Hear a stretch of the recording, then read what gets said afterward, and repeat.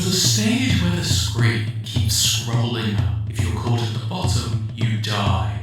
In Trevor Belmont's world, what killed him? The TV screen? The angry video game nerd.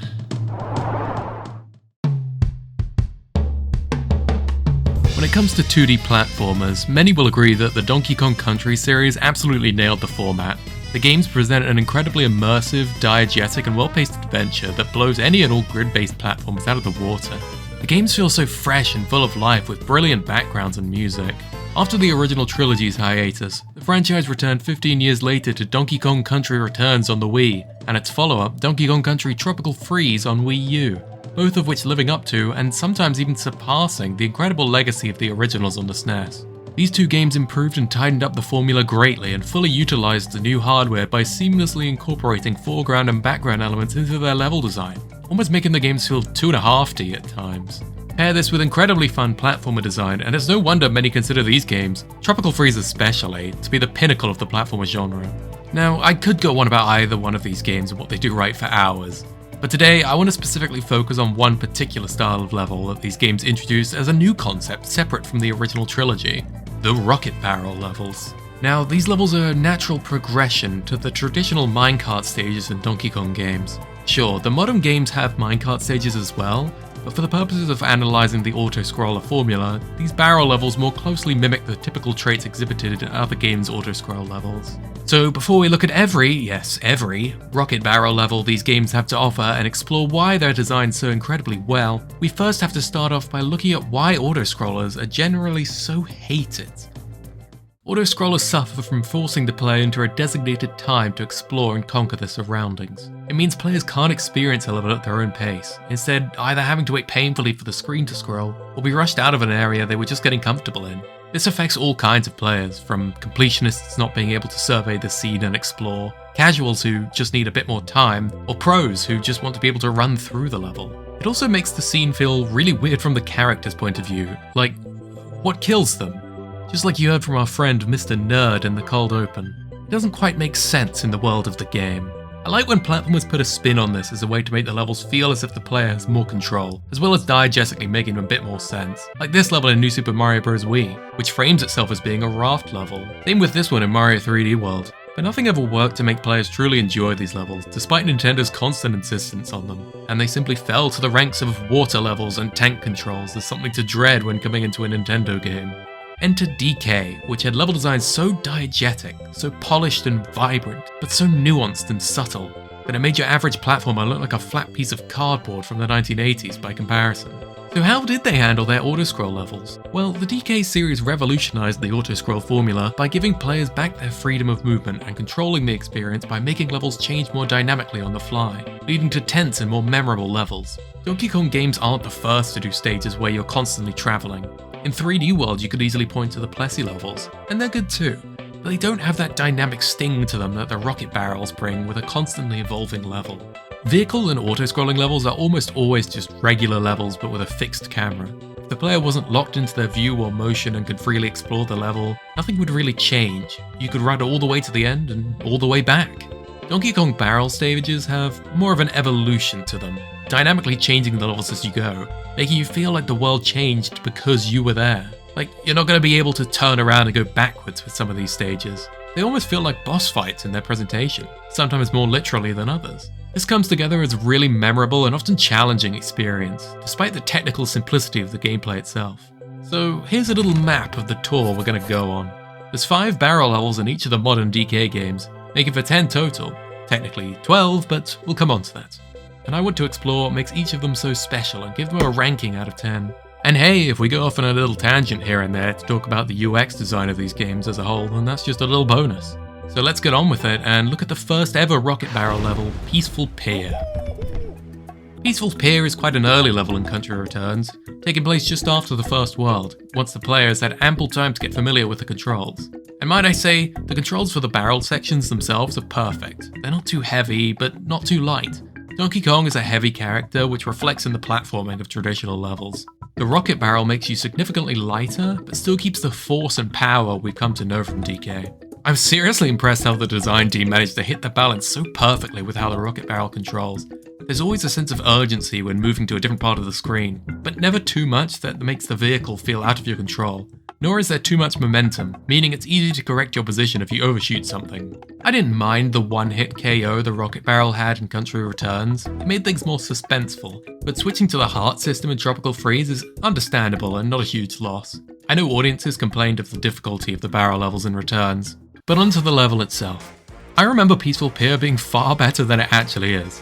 It's incredibly simple gameplay-wise, with only a couple of sharks to dodge, then a cannonball section with the pirate crabs towards the end. It introduces the rocket barrel concept pretty solidly, giving you lots of room to experiment and move around, although that comes with the detriment of being really empty at times, making the level a bit boring on repeat playthroughs. The way the water kicks up when you get close to the sea is a nice touch to subtly show danger. The crab cannoneers are pretty iconic to this level. They end up being the boss of this world, so using them as the main force against you in an earlier level is a nice bit of world building. The choice to make the music jazzy and upbeat really makes these levels memorable. It doesn't feel like the crab pirates are something to fear.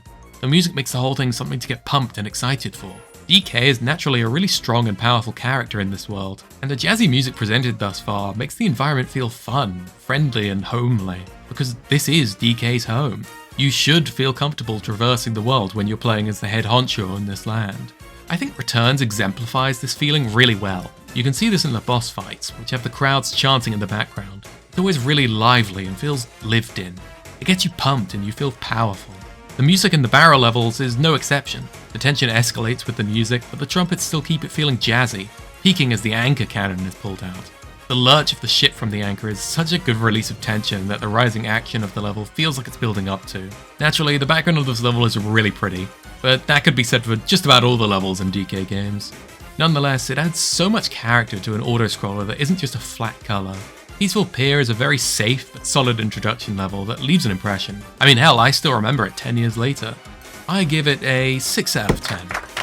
User experience is much more important than difficulty in these levels. You remember the tension, the music, backgrounds, and the crabs firing their cannons and missing, and then their ship being destroyed. And it's placed at the ideal point of the game, where you've had time to adjust to the controls, so are ready for a little shake-up. These ratings I'm given aren't compared to other DK levels or 2D platforming levels, just in the genre of autoscroller. So now let's see how Tropical Freeze tackled its tutorial for barrel levels. Tropical Freeze kicks off its rocket barrel levels with Rodent Ruckus, where DK traverses through a mountain of cheese mining mice. When it comes to introductory levels, I feel like Tropical Freeze would have benefited much more from a level like Peaceful Pier, because the order of the barrel levels is slightly weird in this game. Rodent Ruckus is technically the first rocket level in the game, but it's on a secret exit path. Tropical Freeze doesn't really have secret levels outside of the K levels, so this is just kind of an alternate, slightly tougher to reach route through the world, and it reflects in the level design. Rodent Ruckus is pretty tough, I think. Or at least it looks tough. I say that because perceived difficulty is a big thing in these levels. Realistically, the actual hitboxes for these levels look something like this. And without any enemy mechanics that the player can learn and take advantage of, it's the layering and pattern recognition that really makes up the meat of vehicle levels. Rodent Ruckus shines in this way by having lots of moving parts to make it seem like the level is tricky, and it's no walk in the park compared to Peaceful Pier for sure. There's something to be said about the simplicity of Peaceful Pier that works so well as a tutorial for barrel levels. The World 3 rocket barrel level works much better at being an introduction to the concept for Tropical Freeze in my opinion, especially considering it's a mandatory level as opposed to Rodent Ruckus. The way it's designed with wide open areas and slower moving enemies makes me think it was meant to be the tutorial at one point, but the order got a bit scrambled in development. I would have liked them to treat the barrel levels with a bit more gravitas, as they're a key spin-off on par with the minecart levels, so having them ordered by difficulty can help increase player capability over time and let new players who may find the secret level by accident ease into the mechanic a bit better. That being said, outside of the context of the level's position, I really enjoy Rodent Ruckus. At first I was a little disappointed because I had astronomical expectations from Returns, but the more time that goes by, the more I appreciate this level. It takes a while to get going and has a couple of dead spots towards the middle. Like the dark scene visually looks great and instills a great atmosphere, but it is quite slow paced up until there without evolving much of the gameplay.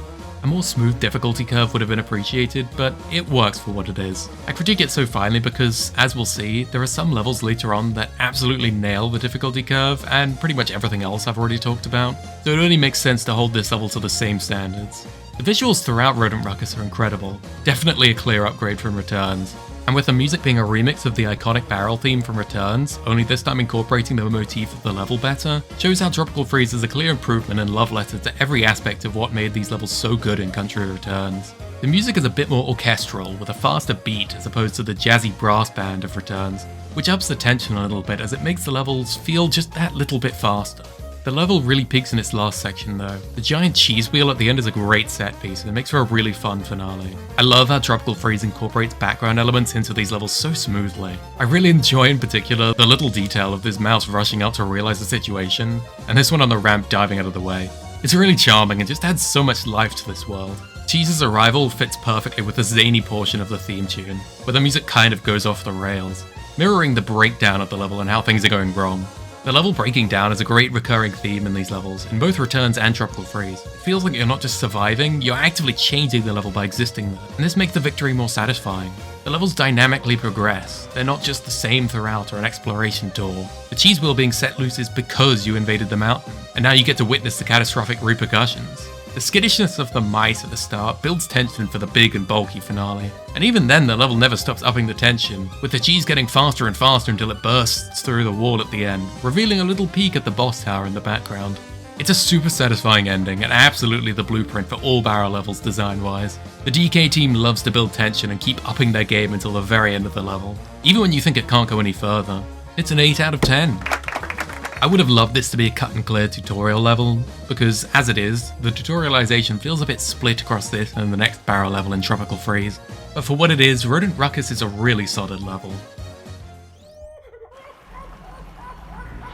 Heading back to Country Returns, and Mole Patrol features an underground mole mining town, the set piece of note being the runaway train that pursues you throughout the level. Now, cards on the table right off the bat, this is the best Rocket Barrel level in both games. It just does everything right, from the music fitting perfectly to what's happening, to the pacing, to the escalation and evolution of gameplay and experience, all packed into a tight 85-second experience. This is the only Rocket Barrel level to use the alternate theme in both Returns and Tropical Freeze, and it absolutely deserves it. It fits so well and keeps the tension so high. Mechanically, this level isn't actually too difficult. The train is very rarely in direct danger of hitting you, instead influencing the environment and serving as the face of the level. I have a big bias towards train levels in games, since they're often really good at upping the suspense. Like, it's hard not to get excited by a runaway train, but Mole Patrol brings this concept to a whole new level and then some. From the train bursting through the planks at the start and its erratic bobbling, which gives it a perfect introduction, to it going to flimsily built tracks across underground water patches, to going into a corkscrew, and just when you think it's done and gone literally off the rails, it burrows through the wall itself, leading to an incredible ending at the high-octane part of the song. With a character as typically slow as Donkey Kong, having something move this fast and with jerky movements keeps you on your toes and delivers a perfect escalation and conclusion to the level. That's not to mention the setting and backgrounds, which are really vibrant. This mole town feels like a proper society. The train tumbling through the planks, combined with the crash of the trumpets and cymbals of the song, is a perfect bridge between the introduction and the meat of the level, and emphasizes that feeling of danger and significance, when just you being there is enough to cause the moles to resort to desperate measures to stop you. God, I love these levels when shit around you crashes. It's such a good use of the Autoscroller formula that's harder to do with free roam levels where backtracking is more of an option. The moles are a great enemy choice that fit the DK world super well. You need enemies that look bop-worthy, and I love when these levels explore and immerse you into the societies of these critters.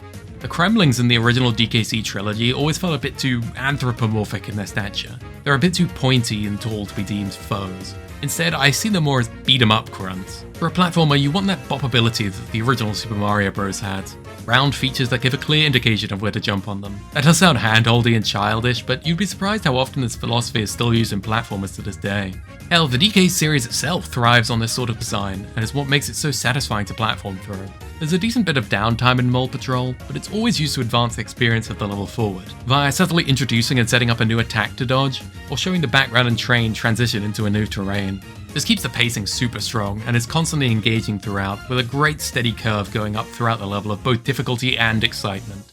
If I had to improve anything at all, it would be the repetitiveness of some of the attacks. The moles swinging their picks, the moles in the balloons, and the crystals at the end slightly outstay their welcome. And maybe some unique attacks would have been appreciated.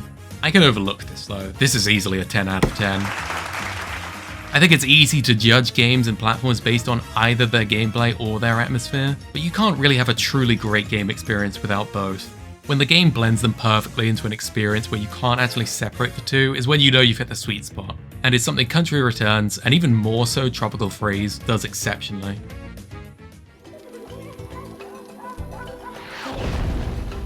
Twilight Terror is the second barrel level of Tropical Freeze and takes place in the dead of night through one of the Tucks, that's the tribe of penguins, boardwalk towns. As I hinted at before, this level is kind of meant to be the tutorial, but also not the tutorial because of Rodent Ruckus coming first. This discrepancy aside, I think this level is the first proper hiccup in the list of barrel levels, and shows some great examples of how not to design these levels. And that's okay, because it makes the good elements being absent stand out more and allows me to more accurately assess what it is that I love about these levels. So what is Twilight Terror missing? Well, it's missing life. It's missing that dynamic flow that makes the level feel alive. And it literally has less life than other levels. The little wooden sea town in the background is so empty. I would have appreciated seeing the penguins living there. I really love the bridge in this level where we see these two prepping up some fish, but they feel so out of place when there doesn't seem to be much sign of anyone else in this village. The moving parts like the gates and the fishing nets make it seem like there should be more life here. It would really help add more atmosphere and energy to the flight. The main gimmick of this level are the big old fish, and they don't really do too much. This section at the end uses them well. Their size, speed, and number coming at you makes them feel threatening. It's a great, albeit simple section with a good sight-readable pattern. But this is right at the end and isn't really earned, considering the rest of the level really underutilized these fish. We get an eerie peep of them at the start, which sets them up well as a potential threat. It's like they couldn't really progress out of that stage. Instead, we just get the fish kind of swimming around us. There's this segment near the halfway point that's just 10 seconds of flying straight on with nothing happening, just collecting banana coins above this fish. It's a real pace killer.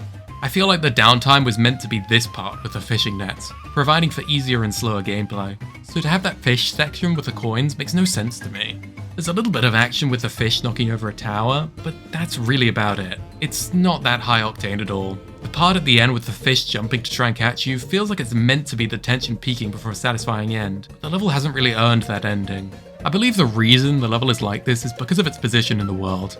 The level has count them, three different endings to get, which each split off into a different path on the overworld. So making the level more replayable by giving the player a smoother, easier, and more predictable experience I'm sure was done to prevent frustration in this level. It's a shame really, as I would have loved to see what they could have cooked if they put more nuance, events, and difficulty into this level. It's got a killer soundtrack which has a very solid drum beat and rustic flute. It fits perfectly with the barbaric, tribal theme the penguins bring to the game, as well as the softness of the night.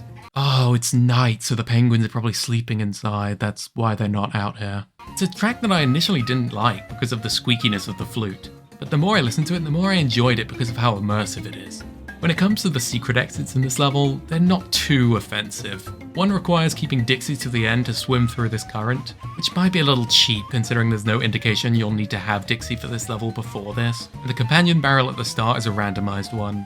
The other secret exit is through this portal halfway through the level, and it sticks out like a real sore thumb. It's a complete pace killer that doesn't feel satisfying, especially when it's barely halfway through the level. There's also an option not to get this ending and just go through another portal, which is just weird and feels very thrown together haphazardly. You shouldn't have to interrupt the rocket ride for any reason other than dying. Twilight Terror it's a 4 out of 10.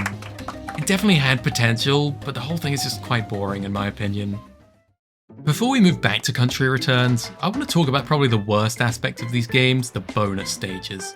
For some reason, both Returns and Tropical Freeze love using these bonus levels, probably for less experienced players to get easy lives and banana coins from them. But as an experienced player, when you've done one, you've done them all. Most barrel and minecart levels have the dignity to shelve the bonus levels to the very start or very end of the level, away from the action. But sometimes they just feel unnecessary, especially when a puzzle piece collectible is tied to every one of these sub-areas, making them required for 100%. Some levels even have the audacity to put 2 of these bonus stages in them, which just baffles me. Hell, one of my favourite barrel levels later on has 2. In general, I think Returns treats its Autoscrollers a bit better than Tropical Freeze, simply because in Tropical Freeze, you'll sometimes notice the secrets in plain sight and it gets pretty distracting. These levels are supposed to be linear, and the secret exits or bonus stages should at least be put out of the way of the action, preferably towards the end. Sawmill Thrill's an amazing minecart level, but it'll always annoy me a little bit about how the ending loses a bit of its oomph by having a confusing split in the rail. Bonus stages are meant for breaking up the pace of regular levels, which have the ability to be longer and let the player take their time more to explore. Yes, this is ridiculous that I'm mad about this, and yes, we can get back to the next barrel stage now. But I'm sure at least one of you out there who's played these games can agree that the bonus stages just feel a little cheap.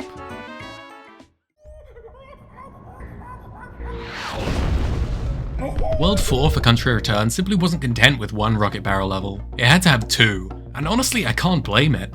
The chaotic nature of mines in DK games compared to the surface lent itself so well for a dip into more frantic and fast-paced gameplay. Every level in this world, with the exception of the boss, is a minecart or barrel level, and I can't complain at all. These levels and the atmosphere they bring are so much fun and chaotic. They set up real dynamic and high-energy challenges that prepare you for the fast-paced boss fights and more open-world levels that the latter four worlds of the game provide. The difference between the minecart levels and the barrel levels is very fine, but important. Minecart levels are literally on rails, in the sense that the game shepherds you where you need to go, whereas barrel levels feel a lot floatier and freer, as well as having a lot more space and scope to work without needing rails on screen. That's not to say the team didn't work around that in their minecart levels. There are some absolutely incredible minecart levels, especially in Tropical Freeze, which I would argue rival, if not surpass, the barrel levels in that game. In Returns, they blend in a bit more to the regular levels, especially in World 4. I still think they're really good and showcase great auto-scroll design, but due to their binary inputs of simply jumping and ducking, it makes it hard to incorporate more nuanced obstacles from the background or foreground into the level design, since they need to be fully readable due to the players having less control. You need to make sure you know where to jump, where to land, and how the momentum carries them off a bounce and so on. Minecart levels could get a whole video on their own, but for the sake of highlighting incredible auto-scroller design, the barrel levels are the obvious choice for me. Plus, then I only have to talk about 2 games instead of the original trilogy as well. But onto Crowded Cavern, and it's very similar to Mole Patrol, but swap out moles for bats. The level sets the atmosphere perfectly by starting the level as if it's going to be a minecart level, but catches you off guard by having the floor break, throwing you into an unknown environment. Then you see the sleeping bats and it gets pretty suspenseful as you sneak past them, seeing them occasionally flinch as you walk by. Incredible atmosphere, it's a super unique setup and it tells a great story, even if it's only small. The bats take more of a central role here compared to the moles, being the main obstacles to avoid. I love the overbearing presence of the boss bat as it watches you. It's really cool, reminds me of the penguin robot in Reckless Ride. Having boss characters in these levels makes them more threatening, more exciting, and makes the victory more satisfying. The actual fight with the bat is pretty tough, and with Returns having a one-hit kill policy, it makes some people find this level to be one of the hardest in the game. I say fight pretty loosely, when really you don't have control over how the interaction ends, and this just goes to highlight how important presentation is in autoscrollers and vehicle levels. The gameplay would have been exactly the same if the section looked like this, but it doesn't. Instead, Retro Studios, the current developers of the DKC series, recognize the power that adding a boss bat fight can have over the perception of a level, regardless of if we literally fight it or not. The shrieks that the bat fires have really big hitboxes and constantly move to match your position, making the pattern pretty unpredictable and keeping you on your toes. And the big laser at the end is a very nice cap to the level. Realistically, with how I've described it, I should like Crowded Cavern more than Mole Patrol. The level evolves in a much smoother and greater way, with new attacks constantly being introduced. My unfortunate issue is that it's a little too similar to Mole Patrol in its theming, making it feel like it falls into the shadow of the former level.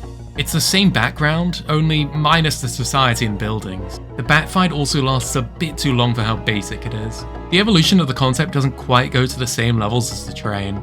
In the past, I've flip-flopped on these 2 levels back to back, and who knows, I may change my mind in the future. But the excellence of Crowded Cavern can't be understated or overshadowed by Mole Patrol. It's still a really good 10 out of 10 level. Back to Tropical Freeze, and now we've really hit the stride where the team was allowed to make these levels tougher. At this point of the game, the player has grasped the concept well enough for the design team to not have to hold their hand, so there wasn't much holding back on these vehicle levels. Reckless Ride is the level that had the most effort put into it compared to other rocket barrel levels in Tropical Freeze. It feels the most like an adventure, with the camera shifting to a 2/3 perspective at several points of the level. It's really cinematic, emphasizing the penguin boss fight and scale of the fruit factory a lot better. This level takes a lot of inspiration from Crowded Cavern, with its boss stalking you. There's a really good scene of the penguin rolling over the top of the factory, a great subtle bit of background detail. The escalation of gameplay is really good, constantly throwing new obstacles and attacks at you. The music again is just amazing, but it doesn't quite match what happens on screen. This is quite unusual for these levels, as the music more often than not helps the experience in escalation. The shifting into a more suspenseful tone when the crabs bring out their cannon, the bridge in the music when the train smashes through the wall, and so on. I think the level could have been designed around the music a bit more succinctly, since there are quite a few sections that take a long time to get through. I get it though, they want Reckless Ride to feel like a regular level with how open it feels, but it leads to the level dragging out a touch too long. Like, you know a level like this has gone on too long when the music starts to loop before the climactic part of the level even hits. I feel like Reckless Ride would have the same impact if they cut a few of the obstacle sections or shafted them to the background. Having them mash as the horizontal axis and the vertical axis means you have to take the time to set up what they do, give time for the player to visually understand the cues, and evolve the concept to end off the section for each of them. Mashing all the attacks into one is too random and disorganized, so I think the best choice would have been to cut a couple of these sections for the sake of keeping the length shorter. Like, most barrel levels are around 1.5 minutes in length, maybe 2 minutes for some of the trickier ones later in the games, but this one goes for 2.5 minutes. I do really like what they did with Reckless Ride though, and it's a perfect example of what Donkey Kong Country excels in, immersing you in a platformer that feels 2.5D and even 3D at times, with its amazing use of backgrounds and set design. It's easy to have a bullet hell or autoscroller to be solely focused on the front and back, all on a single plane, but Donkey Kong games have an incredible ability to work in obstacles to the foreground and background so seamlessly. They make it look so easy, when in reality it's really tough with something like this to instill spatial awareness to the player. Like with this fruit for example, how do you know when an obstacle is on the same plane as the player character? And how do you communicate that to the player? It's a brilliant balance that this level excels in. At the end of the day, I'd rather the level be too long with more stuff over more concise with less. But this is me being the most picky of picky. Reckless Ride is still a really solid 9 out of 10. I personally enjoy it more than Crowded Cavern, simply because the atmosphere and visual design is so strong, especially when it goes to the 2/3 perspective. You know what now, 9.5 out of 10. It's my list, screw you. It's a clear upscale of the concept compared to the first game in just about every department, not just simply throwing on a graphical upgrade and calling it a day. So much thought and care goes into the design of these levels. In a way, it may have been easier to make them into a 3D game, but the choice to stick with 2D and not waver on quality shows Retro Studios' dedication to the franchise. Now that we've seen a handful of stages from both games, and are over halfway through, I want to quickly share my experience with these games and how I feel about them as a whole. Obviously, I enjoy them. I wouldn't be making this video if I didn't. In general, I prefer Country Returns, but it's mostly nostalgia fueled. I played Returns back in the early 2010s when it was still new and I was still young, and only picked up Tropical Freeze about a year ago, so it's completely fair to assume I have heavy nostalgia bias towards Returns. I just think it's a lot more organised compared to Tropical Freeze, with distinct themes, 8 worlds opposed to 6, and a cleaner UI. Like, look at the difference between moving across the overworld in Returns versus Tropical Freeze. It's just a lot cleaner and quicker. The levels in Returns I find are more consistently good, whereas Tropical Freeze takes some big swings and just hits a ton of them, but also misses on a couple occasions. I'm not a huge fan of the water levels or the bosses in this game. I do agree though that the general platforming in Tropical Freeze is much better and improved in mostly every way. I just wish it was a little bit cleaner with the UI and theming.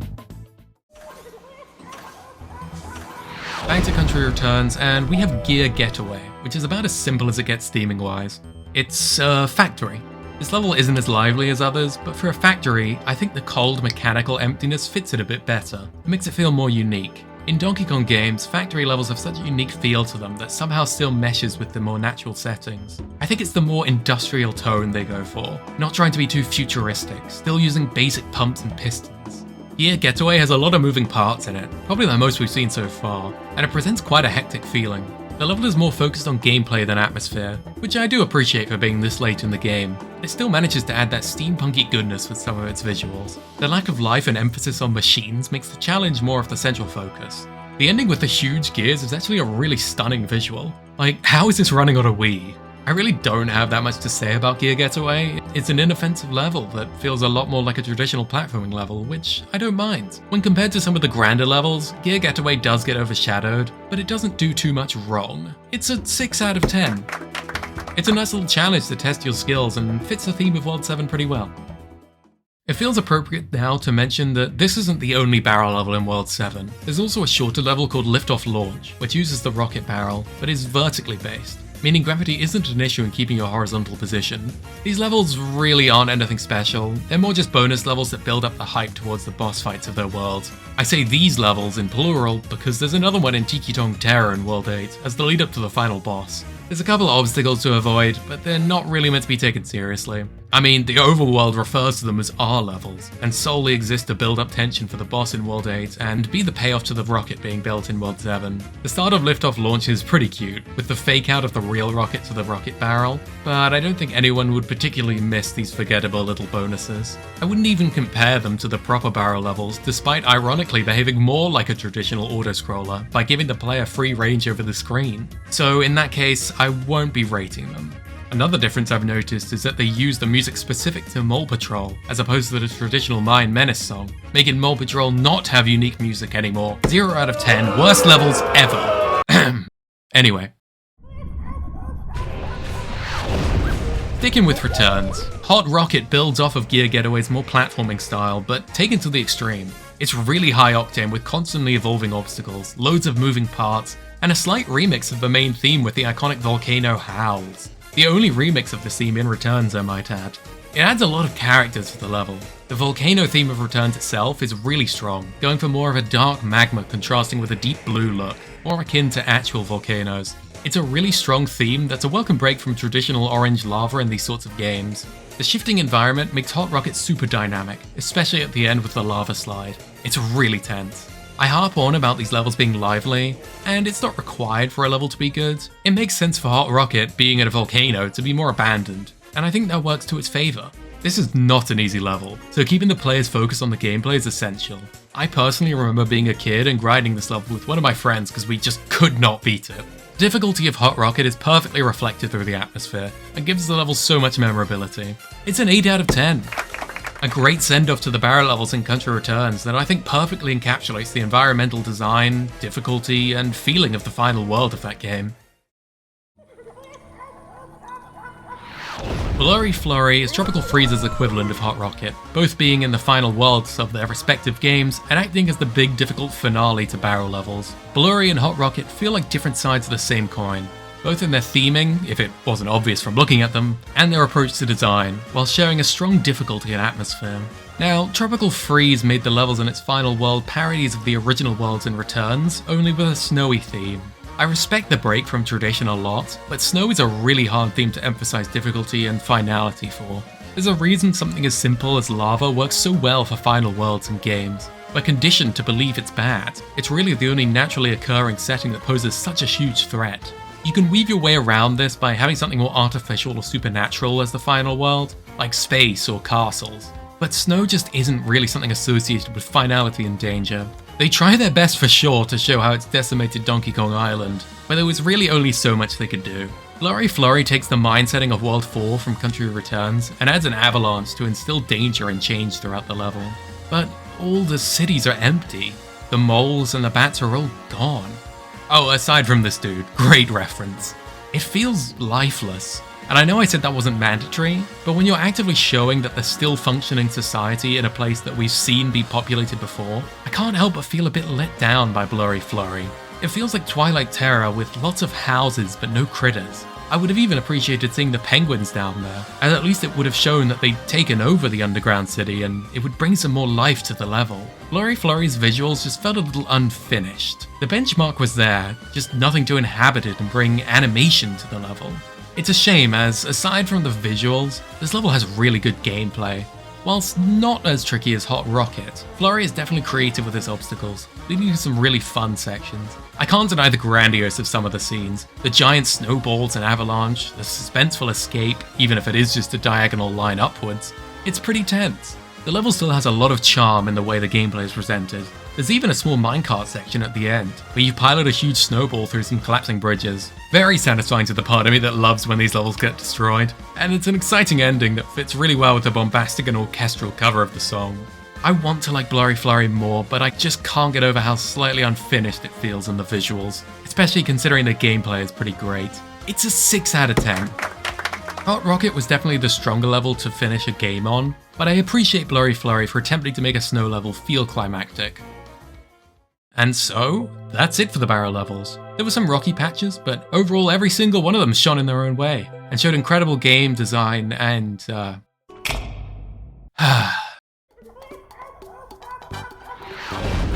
rocket rails. This is the perfect example of this concept done completely wrong. You know those K levels that you unlock for getting all Kong letters in a world? They're really fun, they're super challenging, they're really cool and don't hold back at all. Now imagine if you took them, stripped away the pretty set design and tense music, and threw in a small rocket barrel section and a minecart section. This level goes against every design aspect previously set up in both Returns and Tropical Freeze. There's no evolution of the concept, there's no diegetic design, it's just floating fish with a measly background. The gameplay is pretty much just regular Geometry Dash design. Which isn't a bad thing, but doesn't fit the design philosophy the game sets up of putting experience first. Not to mention this level is kind of a mishmash of all three playstyles, so the rocket barrel is barely given any focus. If you want to reward the player with a special world, then give us a grand experience to go out on like the perfect run in Mario Galaxy 2. I genuinely wasn't even mad when I first played this level, because there was so little potential for anything here, that I didn't feel like the level missed out on anything. It even became an in-joke on my stream for a while. Trust me, you're not missing out on anything in this level, or the special world in Tropical Freeze in general, to be fair. But as a lover of vehicle levels in this game, this is a real disappointment. 0 out of 10. So what can we learn from rocket barrel levels in Donkey Kong games now that we've gone through and analysed each and every one? Well, from a user experience perspective, these levels pretty much nail everything for a traditional platformer. I'd say they're some of my favourite levels in any platformers. When it comes to Autoscrollers, you could have your typical scrolling screen, but Donkey Kong Country Returns and Tropical Freeze decided to be more diegetic and make the levels more dynamic. Sure, the gameplay for the most part is incredibly simple, but that's okay. These levels are, at their core, gimmick levels, and are incredibly few when looking at all the levels in the series. Like, I wouldn't want a game that's entirely comprised of rocket barrel levels or minecart levels, and that's what makes them so special. So make them unique, make them something to remember, have the player fight against something that isn't the screen. I'd love to see 2D DK return for the Switch too, since as of writing this, we don't know any games aside from the new Mario Kart. Whoa, stop it there, cut the thing. This is post-editing Fizzy here to give you more of the scoop while I'm editing this. This information has been immediately outdated with Donkey Kong Bonanza on the horizon, and the graphics are different, to say the least. But this looks more like a spiritual successor to DK64, with a more collectathon style of gameplay, similar to Mario Odyssey. I can't say I'm the biggest fan of the visuals. Not only is Donkey Kong's new redesign just, I'm not a big fan of it, but the environment as well just looks so alien. It looks like a random NEIP 3D platformer, like Astrobot or Slime Rancher, where you could just slap any old IP onto it. Donkey Kong is such a specific brand of environment, I think. Taking him out of the jungle and onto some like alien planet is what this looks like, just doesn't really fit for him, and it feels like they could have easily just placed another Nintendo character here. DK's main appeal has always been his strength, but also like the diegetic level design, with maybe the exception of Donkey Kong 64, so I can give it a bit of a pass in that regard. But it seems like Bonanza is focusing solely on the strength aspect of DK, trying to re-establish what DK's gimmick should be after his appearance in the Mario movie. Anyway, cut to the stupid blue screen at the end of the video because this guy had nothing else to say anyway. Having edited this, I want to say that I probably have switched around some of my opinions on certain levels. I think Mole Patrol was really nostalgia fueled because it is relatively empty. Mole Patrol gets heavily carried by the music and the train. Something about those aspects just really stuck with me over the years. I still stand by my logic though, and that's more or less what I wanted this video to be about. The actual design philosophies themselves over how I particularly feel about a level. So yeah, that's all I've got for you. My opinions might be a bit flip-floppy here and there, but if you really hate my opinions, then come and yell at me in my streams. I'll see ya.